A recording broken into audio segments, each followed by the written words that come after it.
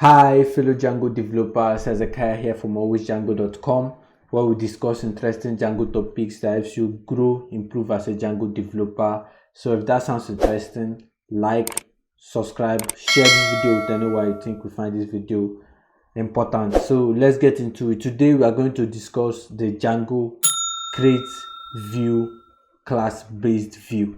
The create view in Django generic class-based view. Right, this should be the fourth video in our Django generic class view playlist. Right, I'll leave a link to the playlist in the description so that you can look at it. We have discussed what generic views are, what templates views are, what form views are. Here is the create view. So normally for the create Django generic views generally are imported from django.views.generic. Then we import the class-based view. Right, so we create a class, we call it create, or let's make this capital, create view. Right, we paste it here.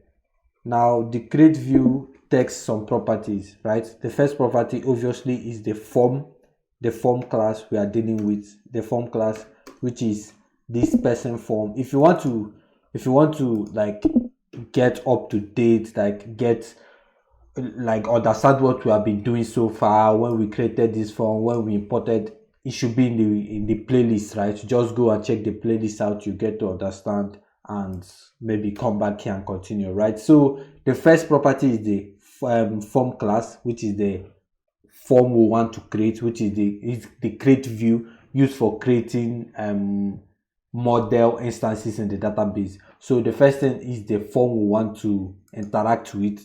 The second thing will be the template name. The template name, let's say template name is create view.html. Right, now the last one, which is optional, is the success URL. Let's say the success URL is / that's the home page. Right, this success URL is optional.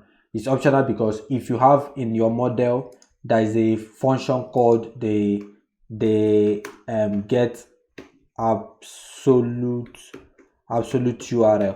Right, we'll discuss this get absolute URL maybe in the next two tutorials, after we have discussed the detail view, because we need the Django generic detail view to understand this get absolute URL. So subscribe, turn off the notification so that you not miss this tutorial on Django get absolute URL. So when we define this get absolute URL, the success URL will not be important. The success URL parameter here will not be important.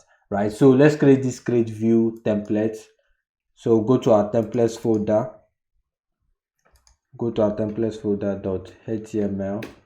This is it. So let's go to this form view that we created in the last tutorial. We created this form view template here. Let's just copy it and come here and paste it. Now this is our template. This is the template we have said we want to use in this create view. Now this template automatically gets a template variable which its name is form. Right, so we are rendering form here and we are using Django crispy form. We are loading the crispy form tags here. We are using crispy form here. So if you don't know how to use Django crispy form, it's just for beautification of this form. It's just to, let me say, decorate it, make it look more beautiful. If you don't know how to use Django crispy form, I'll leave a link to it in the description.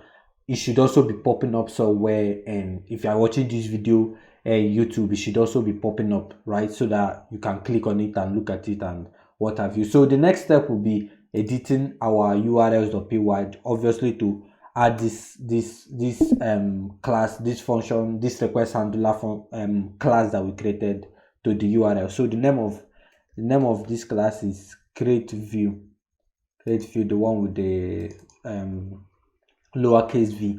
So we come here, we say path, let's name it create view, then we'll paste this, we say as view because it's a class. Always remember to use this as view method for all your class-based views. Then we say name, which is optional, we say create view.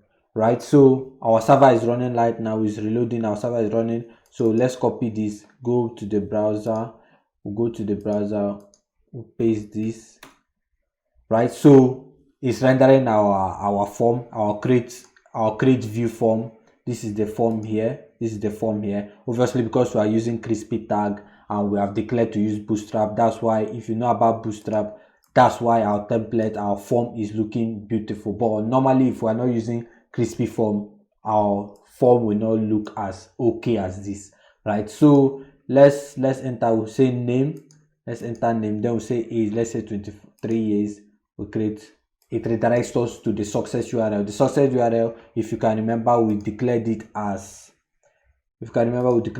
slash, that's the home page, right? So generally, this is how you use Django Create View. So a question I get often is, how can we override this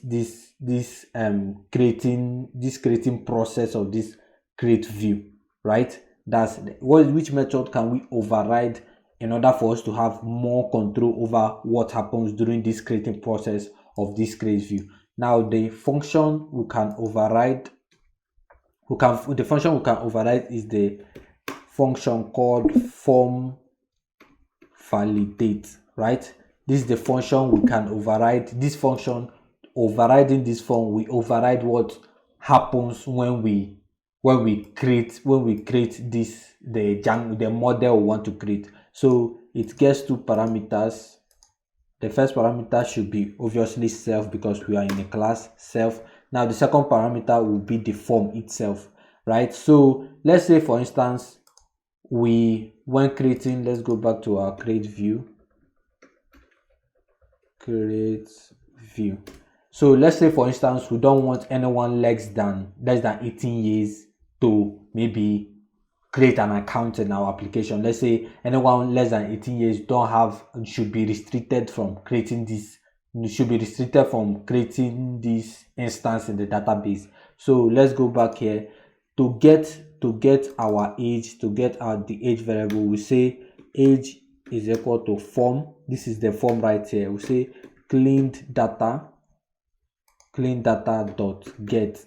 Now clean data is a Python dictionary. Now to get the age, we get the age instance here. Obviously, in this case, we also have the name instance, but right now we want to use the age instance. So we can have something like name here, but we want to use the age. So let's say if age is less than 18, let's say we return a HTTP response saying something like, sorry, you are too young, right? So after this if we leave this block of code right now, we say if the user age is less than 18, we say you are too young. But if it's not less than 18, we have to return the super instance of super.form validate, then we'll pass in the form. So what we're trying to say here is, if user is less than 18, return HTTP response. If it's not less than 18, that's if it did not enter this block code. If we are not running this block of code here and we fall out of here, we say return super.form view. Super.form view means just run what you're meant, do what you're meant to do normally, right? So this super, we're using this super here to call the super function, to call the super functionality of this create view right here, and we are passing in the view. Which we did here, right? So let's go back and test. Let's reload. So let's say the name is Hezekiah Chukwode. Then we'll say the age. Let's say the age right here is 12. Let's submit. You can see, sorry, you are too young. You can see we are returning, sorry, you are too young. Let's test maybe 16. Sorry, you are too young. So let's test maybe something like 23 again and submit. You can see it's created, right? So this is it for me, guys. This is it. This is how you use create view, Django generic create view class. So turn off the notification, like, subscribe, send to all the good stuff, right? This is it for me, guys. I hope you have learned something. Stay safe, stay in peace.